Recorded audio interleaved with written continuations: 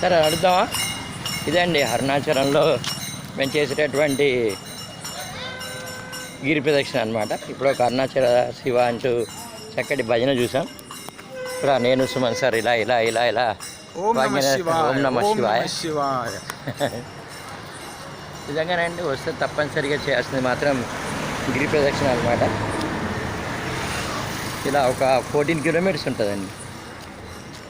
సూర్యలింగం వరకు వచ్చినట్లయితే మనకి హాఫ్ అయినట్టు అనమాట. దారి పొడుగునా మనకైతే కాఫీ హోటల్స్ టిఫిన్ అయితే బాగా దొరుకుతుంది సార్. చిన్న పెద్ద అందరు తిరుగుతున్నారు. అవును సార్. ఫస్ట్ మనం ఏంటంటే తిరగలుగుతామా లేదా అనేటటువంటి మీమాంస అనేది ఉండకూడదు యాక్చువల్గా. ఎస్, సంకల్ప బలం మంచిగా ఉండాలి. సంకల్పం మంచిగా ఉంటే తప్పనిసరిగా మనం చేయగలుగుతాం. చాలామంది తిరుగుతూ ఉంటారు. చిన్న పిల్లలు కూడా ఉన్నారు. ఎస్ ఎస్ ఎస్ ఎస్ మరి చిన్నపిల్లలు కూడా. అది సైనింగ్ ఆఫ్ వెంకట్ ఫ్రమ్